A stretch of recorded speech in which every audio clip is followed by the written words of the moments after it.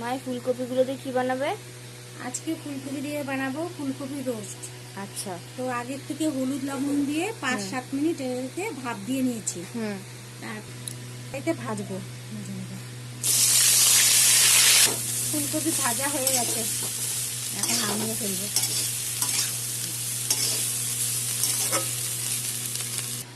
আমার ফুলকপি ভাজা হয়ে গেছে, এখন পেঁয়াজটা ভেজে নেব।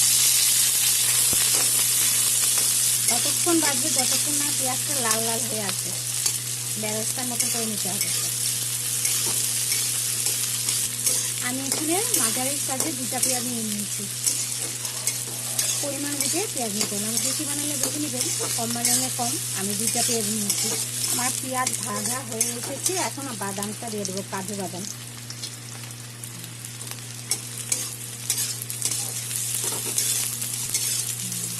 এটা এখন লাল লাল করে ভাজবো, তারপরে উঠিয়ে নেব। সোমবারে দিয়ে দিলাম তেজপাতা, এলাচ, দারচিনি, লং।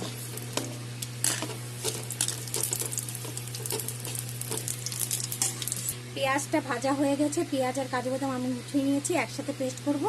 আর এখানে এলাচ, দারচিনি, লং, তেজপাতা, গোটা জিরা দিয়ে নিয়েছি সোমবারে। এখন আলুটা ভেজে নেব।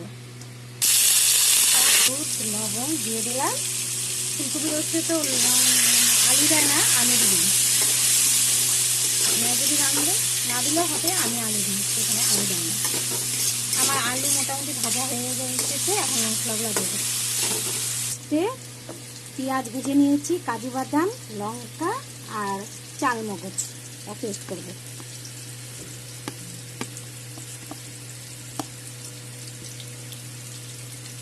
পেস্ট আমার হয়ে গেছে। লঙ্কা, পেঁয়াজ বেরেস্তা, কাজু বাদাম, চালমগজ আমার হয়ে এসেছে। এখন দেবো আদা রসুন পেস্ট।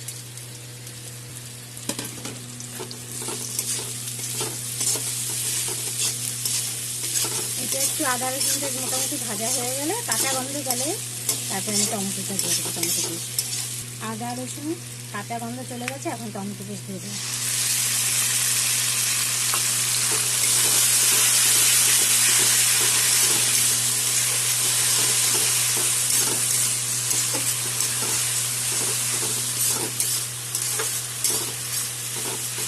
দিয়ে দিলাম জিরের গুঁড়া 1 চামচ, ধনের গুঁড়া 1/2 চামচ, আর লাল লঙ্কার গুঁড়া 1 চামচ।